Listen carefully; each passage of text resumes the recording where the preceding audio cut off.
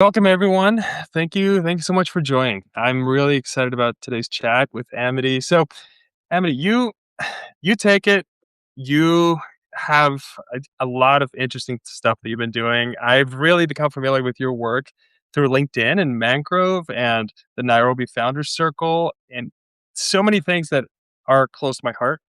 Yeah. But I want to hear from you before we dive in on yeah, just about yourself. What led you to write your Substack and to be where you are right now? Yeah. Okay. So I think the Substack is like a little bit of an interesting place to start and it weaves into different things that I've been doing. So I think like fundamentally ever since I was young, all I loved doing was talking. And like this has been one of my favorite things. Like I love connecting with people.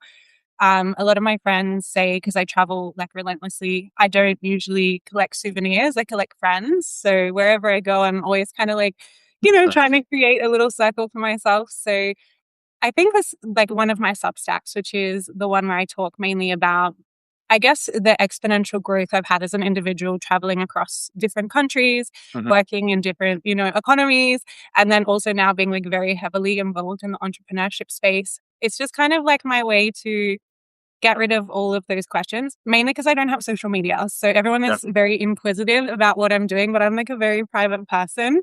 So it's like a nice retrospective to be able to like, I guess just like get rid of all the things that I've been carrying and talk about. I think it's also I meet so many amazing people. So I guess the way that I meet all these amazing people is through my business, which is Mangrove. So Mangrove is a software company. I work a lot with the messy middle of investment and building businesses. But as a kind of precursor to that, I have another community which is called Nairobi Startup Club. And so we work with founders and people in that circle to, whether like founders doesn't necessarily need to be like your YC version Mhm. of what entrepreneurship is. These are like everyday people building amazing businesses, maybe not so sexy, but like they are building, Yeah. these businesses that contribute to the economy. And so like I guess this is where all of this came from. And then for about 10 years now, I've been a consultant. And so I work in a very specific set of regulations called operational resilience. So the secondary That's awesome. Substack I have is really about distilling that information. So what have I learned from big businesses? How can it be useful to entrepreneurs and investors and others? Mhm. So I hope that covers everything. Yeah. No, there's so much there that I want to dive into. Okay. Operational resilience, I mean, especially in the time that we're in, I feel like everybody's just freaking out. Am I ready for what's coming ahead? I've written about this before about how if you're just diving into tools and you're just trying to become jumping around, hopping around tool to tool, but you're not Yeah. developing adaptability, Yeah. you're not going to be able to pivot when things happen. Yeah. And I love a lot of the content that you're writing. So Mangrove was born, and I read this in one of your pieces about the need that you see in this area, but I'd love to hear from you. So what was the I guess the issue that Mangrove was trying to address, or the why behind the creation of Mangrove? Yeah, so well, to be honest, it kind of started more in the enterprise space. So after about 10 years of consulting and some really horrible clients, I was like, surely there has to be like a systematized way that I can like put a gap between myself and those Yeah. people. Surely we can automate this. Like, why is it that the big four and a bunch of enterprise softwares have made this so complicated when realistically there's 6 steps we need to do and there surely can't be that much like variation. So yeah, it kind of started out of like pure frustration. But then eventually, as I became a founder myself, I was in that messy middle with a lot of other businesses. And I found, Mhm. hey, like actually these problems that we see at day one, that investors just throw money at entrepreneurs and say, fix it, not our problem, they are pervasive all the way through until they become Yeah. country companies. And I was like, what if we just fix this at day one? So then I kind of pivoted and like really simplified everything. And so Mhm. that's kind of like where I was like, okay, if we fix this from day one, imagine if we could hedge our bets there and create more success, then we would have less of the problems later. So it's like, how do we bring certainty a lot earlier, basically? That's so interesting. That's so interesting. And I honestly don't I think so many companies are just about, "Let's keep growing, let's keep growing, let's keep growing," and you never take a step back to say, Is what we're building on something that's gonna be able to sustain growth, sustain changes, sustain all the things that are gonna come at us?" That's Yeah, awesome. yeah. That's so cool. And how do you see AI playing into all that now? Because I feel like I love the way that you approach things. AI so many times is just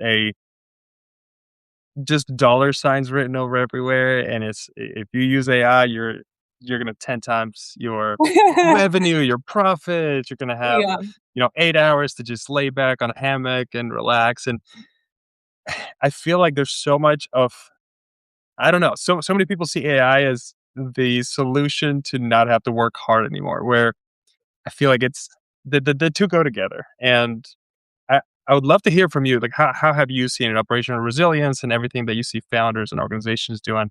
How does AI play into it? Yeah, well, I would say from like an institutional enterprise sense, AI is really just not doing anything for operational resilience right now. We're tinkering and we're trying, but like it's a huge liability at the end of the day. Like we're not trying to create additional issues for ourselves. And fundamentally, if we can't understand what happens, then it's like, why would we deploy something like this? So a lot of the time, the way that we're using it from an enterprise sense is just to kind of like get the frameworks and the bones of things moving a lot faster than we would have. Mhm. So, like, huge amounts of data analysis that can give us trends. We obviously have to fact check that. But at the end of the day, if you spend more time building something and trying to like guarantee the outcomes than it would take an analyst to do it manually, like you wouldn't do it. It's kind of. Yeah, Whereas you have the flip side of the equation, which is entrepreneurs, and they have the ultimate flexibility, which is like no constraints in terms of, I guess, the users, the market, and also the harm that they could cause to themselves. But they have the constraint of no resources. So this is where I think AI plays like a really fundamental role for entrepreneurs is like, okay, how can you also leverage that to build quickly and, iterate? So you can find problems much faster, I think, than if you were to actually do it by yeah, yourself with your own brain.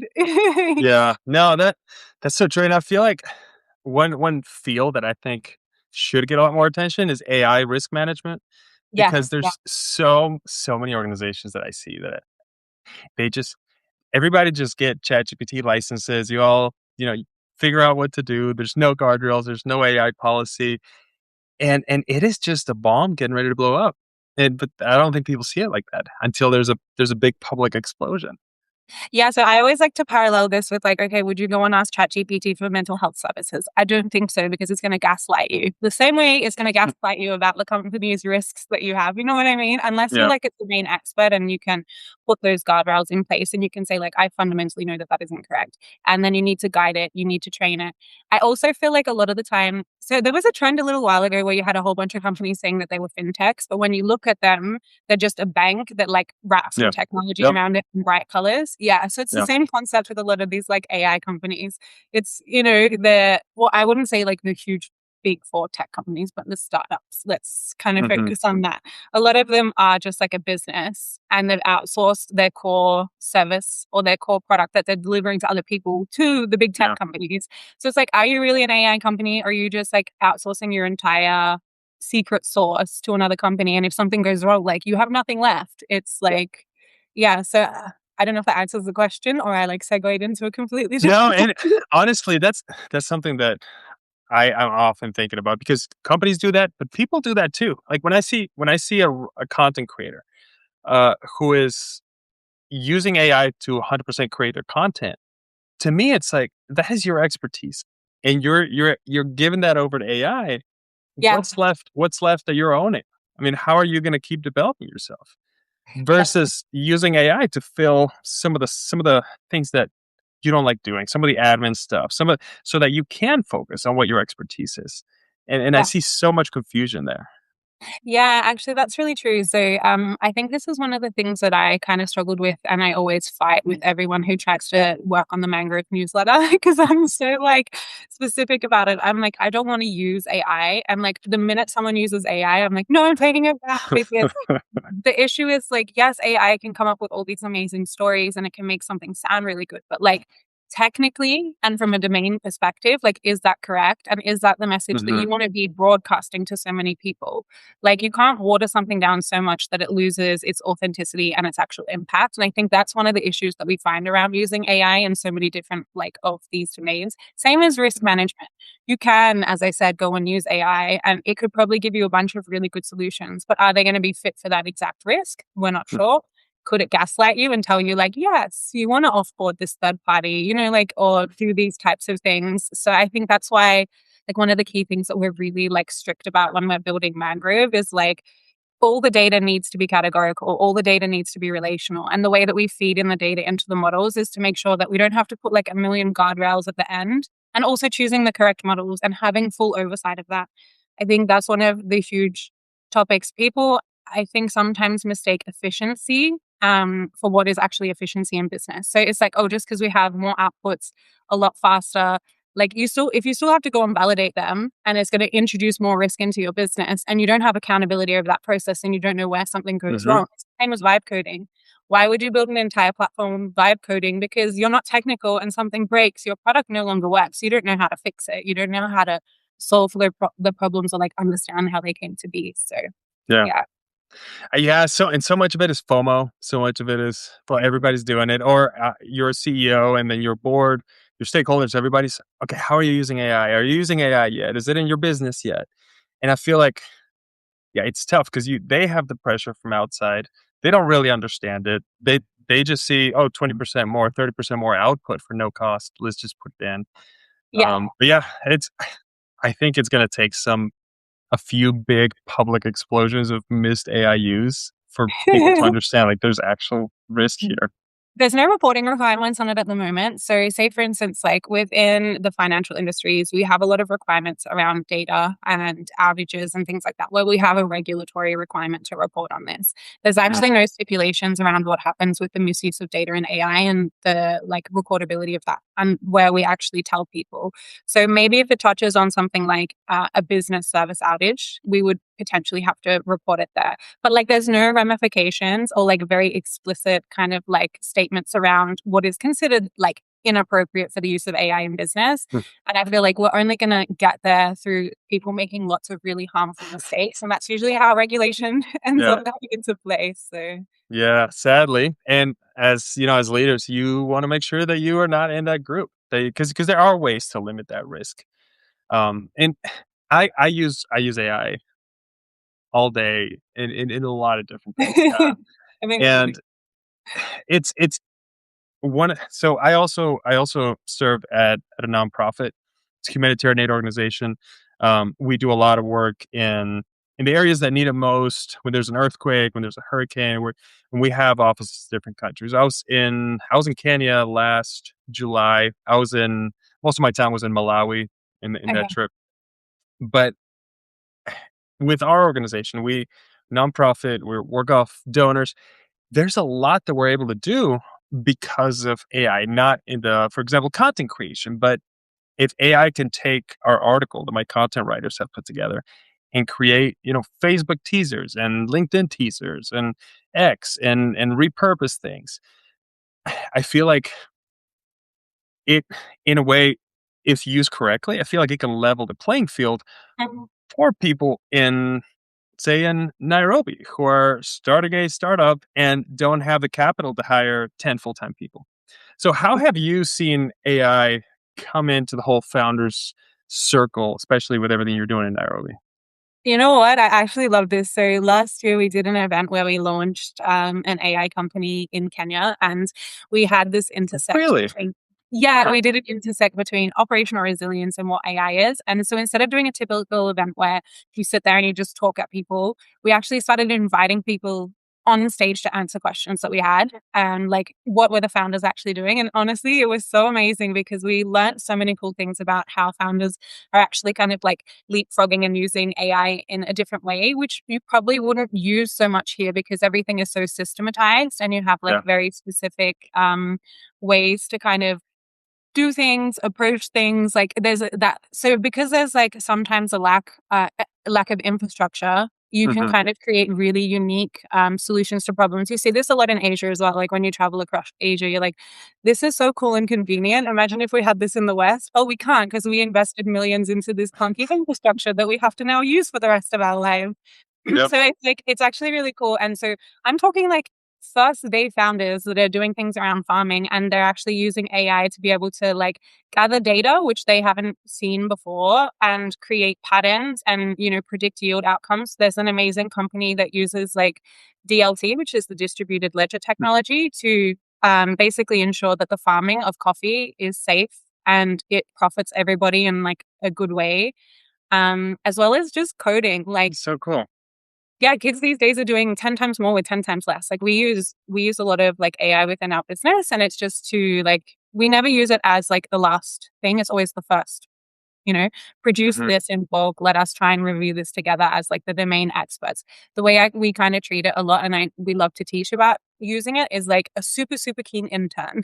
You know what I mean? Sure. Yeah. Could do Yeah, all yeah, these yeah. things, but you have to fact check everything. Yeah. So That's yeah. so cool. Yeah, it excites me because there's so much resilience, again, the word. There's so much in people who have had to work hard for everything. Nothing's just handed down. And all of a sudden you have this new opportunity where there's so many ideas coming out. I was born in Bolivia. I was born in South America, and I saw some of those same things where there were a lot of towns, there were a lot of areas where they never really got to have phone lines and landlines everywhere.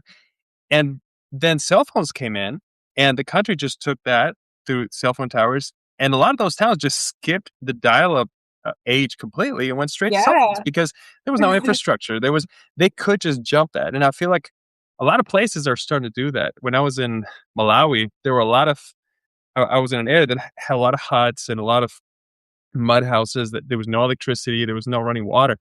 Everybody had a smartphone and a little solar panel, and they were sitting outside, you know, You're full chatting, access to yeah. the internet, and Yeah.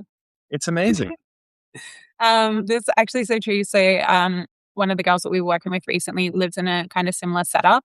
And so she really needs kind of like access to her computer. So we bought a power bank and she charges out of solar power. So it was when that goes out, like she always has a Yeah. backup.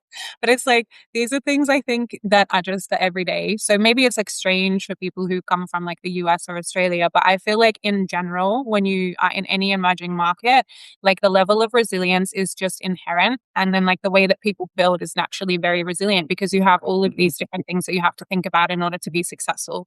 I mean, I watched a really interesting video. I don't actually know if it was in Bolivia, but I do know it was somewhere in Latin America where because transferring money between the US and there is so problematic, Mhm. they started using like stablecoin, and it's now the stablecoin adoption. Also Huh. because of currency fluctuations, a lot of them are using this to pay bills because it's more stable than the currency in the company pinned against the dollar. So like these are the types of really resilient and like Yeah.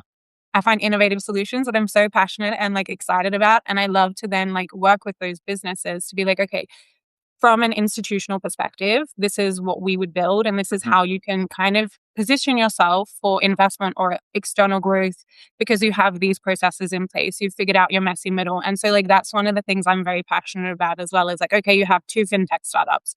One is in the US and doing something overseas, or you have a local person who's building a business for that market that they're trying to get into, and they now have operational resilience and they understand what it is to operate in a Western market with these fundamental principles. That's a very Mhm. investable business, and that business is going to grow Yeah. significantly. So that's like the type of stuff that I really like am passionate about. Yeah, it is so cool. It is so cool, especially just seeing the opportunity. I think of in 5 and 10 years, especially with it's almost like the same structures that have helped all these companies in the United States and parts of Europe to grow as big as they are the same ones that are going to make it so hard for them to adapt and for them to take on new opportunities, to be as malleable as they need to be to take advantage of things. And I really think I think of Nairobi, I think of Indonesia, I think of Yeah. um, India as places that there can be so many awesome businesses that are just going to take over a lot of industries. Yeah, for sure. I agree with this. I mean, like we're already seeing a lot of it. I just think as well too, like the efficiency that comes with a lot of people who have to build with inherent resilience is like Hmm. significant. A company could do the exact same thing in the US and it would require 10 times more capital. It would be 10 times as slow. And like, so these are the things that I also think are really interesting. But nonetheless, I do feel like there's places for both. And like the way that you connect these different worlds is something that's also really important because it helps with that cross collaboration of ideas, new Mm, innovations. And so like I do think that's one of the like brilliant things about traveling is you get to see different business models, you get to yeah, understand different economies and like pain points, and you're like, huh, Bolivia did this with stablecoin. This could work here. Like, so that's kind of really an exciting component about being in the startup ecosystem if you are. yeah. It is. It is really cool. There's just so many ideas, and just to be part of those things is it's really neat. Yeah, By the way, to anybody in chat, if you have any questions for Amity or for me on anything that we're talking about, just drop them in the chat, and we can yes. address them. I'm super sorry. I don't know what's going on with my camera. It just went really dark. I I don't know. It's I think if you start talking about dark things, it'll just take your lights out, and if you talk about happy things, I don't know. We can talk about summer. Um, so I was really interested in your journey. You were in Goldman Sachs, or I think you still are in Goldman Sachs, and all that work that you've been doing with Amazon and different organizations, and then you went to Africa and you started Mangrove, and you started the Founders Club in Nairobi. What I feel like most people are in a small company setting and they try to move towards the big companies. You did the opposite. What led to that? I feel like I oscillate between the two, I'm not going to lie. So, originally I was a consultant, so a lot of my work that I was doing was technically entrepreneurship, but I never really Mhm. saw it like that because I was just selling myself as an individual and my skills, making sure that I could build these operational resilience models for different businesses. So like I really love my career. I'm very passionate about it. Like resilience is something, it's so complex every day and it's so challenging. Like some days it makes you want to cry and some days it makes you want to smile. But like I love that about it. And I love that it's very people oriented and very like problems focused. So that's something super exciting. But at the same time, I'm super passionate about all of the stuff that I do on the side. So I kind of always kind of like go between the two. So for a while, I was just kind of doing the consulting. And then on the side, I was doing like, the stuff with the startup club and traveling. The beauty about having your own farm and being able to consult is I was literally able to live anywhere in the world. So my clients are in the US, but I could be in Africa, I could be in the Caribbean, I could literally be wherever I wanted to be. So that's basically what I did uh, during the pandemic because I got locked out of Australia. So they weren't allowing people to come back. And I was like, well, let's make some lemonade. So that's what I did. Um, That's awesome. yeah. So And I just, where were you? Where did you travel? so during the pandemic, I was stayed in the Caribbean for a while. I was in Europe. Then I went to Where in the Caribbean? Africa. So during the pandemic, no, shortly before the pandemic, I was in Panama in Central America. Yeah, so I did the French Caribbean, so and Okay. Saint Lucia. Okay, okay. So it was really lovely. Like no one was there. It was just very local, like such a nice That's experience. awesome. Yeah, I learned French, like, really quickly because nobody speaks English. Yep. Um, yeah, and then I went back to Europe because I had a client there when things opened up, but then when things closed again, I obviously don't have a visa and all of that, so it got very expensive, so then Mhm. I moved over just like, to go to Africa. I wasn't expecting to, like, stay there for such a long time, but I went to Kenya once and then, like, fell in love with the country and then, like, That's awesome. basically never left, yeah. So I'm just forever going back there. It's like one of my favorite places. I also love Colombia. Colombia is such a beautiful place too. Yeah. Yeah, my like those two countries is something so like special about the way that the country is designed, the entrepreneurship, like the resilience, just Yeah. all of the stuff. So how's your Spanish? Can we do the second half of this in Spanish? I only know how to say sorry. I don't speak Spanish. No. That's enough. No, that's so cool, and I feel like I'm in a similar boat. Everything I do is remote. So we just had our son. He's 2 years old now, and we just moved close to my wife's family. We're in the mountains now, and we can just kind of go anywhere, and it's awesome. There's so much to see, and there's so much to experience, and I feel like I think about. I also do consulting with, especially with small businesses and founders, and just seeing so many different I feel like the more every new client, I see something else that I'm learning that could then be applied across different areas. And even things that I've learned in Bolivia, things that I see with clients and anywhere in the world. There's a one of my clients is a farmer, and he's wanted to integrate AI into his farming business. There's a Yeah. lot of ways that can be done, but the first thing that we did is he said, because I asked him, what are the main hurdles that you're trying to get over? And he said, I just keep having problems because every time we want to ship out something, sometimes it gets to people's homes and they don't have enough freezer space. So we designed an app with AI that created. So I do vibe code some, um, and it's an app that people select how much they want to get. They want to get a quarter of a cow or a half a pig, whatever it is, and you tell it what kind of freezer you have, and it'll tell you how much room you need to have by the time it gets there. And it was just something simple, but it's something that that same farmer 5 years ago would have needed, a developer. It probably spent $5,000 to $10,000 to develop this small app, and So and now true. it's there and it's usable. You know, That's actually so interesting. So I think around the tools as well. So when I was first trying to build mangrove, nobody understood the concept because it was like very foreign for operational resilience. And so I literally used Bravo and Figma, containerized everything, put it into app, and like huh? just put a database on the back of it. And I was like, obviously this wasn't what I wanted to build, but like just to give people the concept so they could like literally see it. And like sometimes that's all you need is like you need to build the concept Yeah. and go from there. But like the barriers to entry, I think with like AI and vibe coding, yes, it is significantly lower, but in terms of scalability and like building for longevity, probably not going Yeah. to get you there. Yeah. But like it's definitely a means to an end. But you know, the means to the end is like how you get those people signing up and how you can then find someone Mhm. to like make it more robust and fix those things. So yeah, it's definitely true. You can build so much more with so much less. Like, yeah. Yeah. And yeah, that's 100% true. I mean, it's not. It doesn't end at the vibe coded tool. That's a mock-up that you Yeah. can then develop, around.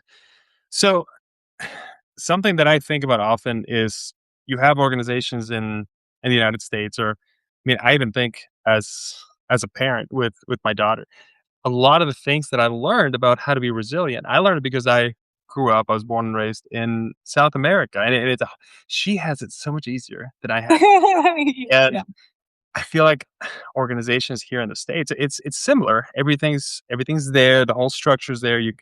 It's the American dream, and you can just create a business. How do you foster like I know a lot of the audience here, and a lot of people are going to see this, are leaders in the U.S. or in developed countries. How can you develop resilience without having to start a business in Nairobi, but still learn how to develop that muscle as a leader?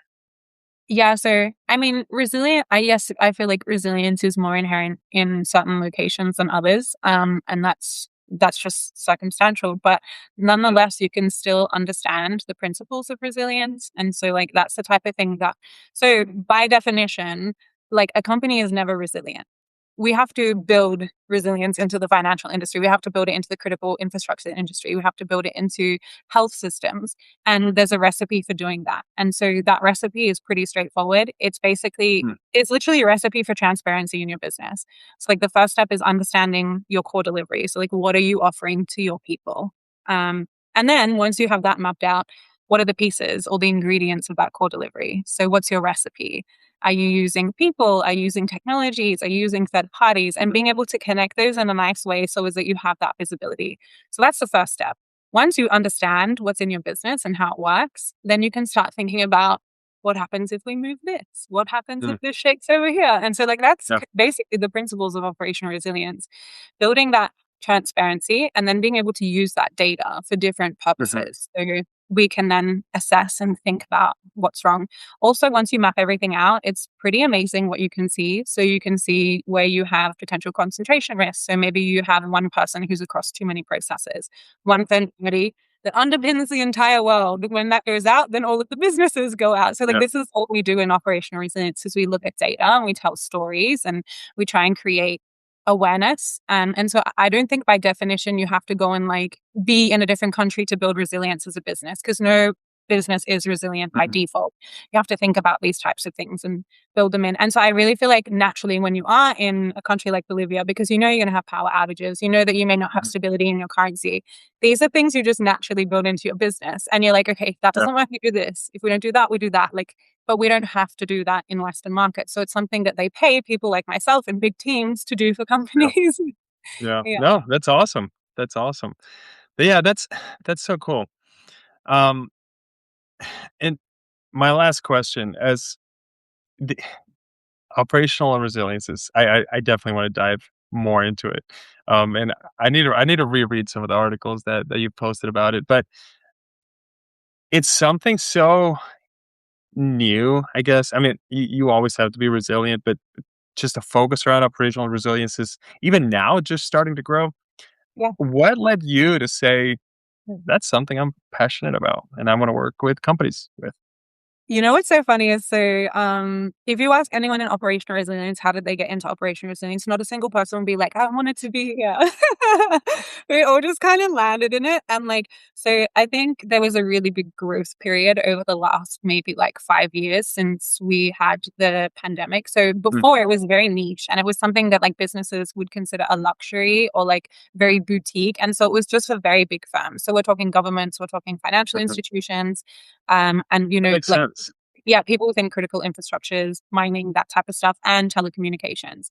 That's just because by default, when you have such huge amounts of people that you're servicing, you want to make sure that you limit disruptions to your services. So, like, it's something that they think about just because of the size of, I Mhm. guess, the user base. But I just kind of fell into it, to be honest. And I saw a gap in one of the consultations that I was doing. It kind of was more around like the procedural elements of what happens when stuff goes wrong. And then I was like, hey, this is fun and no one wants to do it. I think I found my niche. And then I just got contracts. And so yeah, I figured like you can make way more money consulting. And so I just kind of leaned into it and the career grew from there. But yeah, it's very rare that you'll find a resilience professional that studied this. There's not really courses on it. You just kind of like fall into it within a business. Someone goes, hey, here's a Yeah. business continuity plan. And then you become a, Yeah. No, yeah. I wasn't sure if you were gonna say I was 10 years old and I just fell in love with it. I saw it on the Well, I love problems, so it works really well. And I love yeah, people. yeah, problem solving. That works. Yeah. No, that's so exciting. We haven't got any questions. I think you're just very clear on everything that you're saying. And Oh, that's yeah, so nice. Yeah. I mean, I've been working on that as an entrepreneur, trying to be more clear. answer the questions before they're asked. And you're talking about happy things, so your camera is I'm back cooperating. being bright. Look at that. So so I- are you do you like reading? Do you enjoy reading books? I will say to you, I love reading picture books like to my nieces and my friends' kids. Like that's my vibe. But outside of work, because I have to do so much reading and like Yeah, that makes I'm really sense. lazy. I watch very bad podcasts on YouTube. Uh, Literally, yeah. I do a lot of listening to books lately, but I was gonna ask you if there's any 1 or 2 books that you would Oh recommend to yeah. people. Okay, What would you yes. recommend? So this is something so some of the books that changed my life, which I absolutely love. One was the mom test, especially if you're becoming an entrepreneur.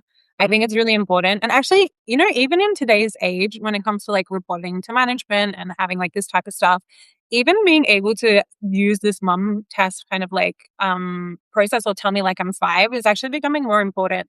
Because before, when you worked in enterprises, they were worried about you being super technical. And the more technical you sounded, then the more people didn't understand you, they would be like, okay. But Yeah. that's not the case anymore because I think we have more knowledge more frequently. And so people just want to know that you actually can describe what you're talking about. Um, so, yes, that's a very good one. And then there's another book which I absolutely loved, and it's a really old book, and it's called Never Eat Alone. Huh. And this one, That yeah, I is 2 really like books that this I have not one. read. So the concept is there's a young guy who like is not really part of the US, but he comes here when he's quite young. He comes from like a fairly underprivileged family and he starts working at a golf course and he sees this person who is wildly successful and she like the family kind of takes him under their wing and explains to them like your value is the way that you connect with people, and the more people you know, the more opportunities that come to you. Things don't come to you from the people you know, it's usually the people of the people of. And that's actually so true. And so ever since I read that book, because I am a people person, I'm so intentional with trying to connect with as many people as possible, and not like in a very like low key way, like Yeah. actually trying to connect with people. So this whole book is about that, and that your opportunities Never eat actually. alone. Yeah, exactly. Okay. So I love this one too. It's very dry, but it's actually such a good story. So Awesome. No, that's awesome. Yeah, I'm adding him to my list. That's exciting, and that's exciting to hear everything that you're doing. And everybody on chat, if you are not familiar with Amity's work, check out her Substack. Check out everything she's doing on LinkedIn. It's very impressive. But I love following everything that you're doing. thank you. It's You really too. really exciting work. Yeah, thank you so much for chatting with me. I always have fun doing these types of things. Yeah, yeah, it's fun. So yeah, let's stay connected. But thank you for your time and get some rest after a long day. Thank you. Yeah. See you guys. Bye.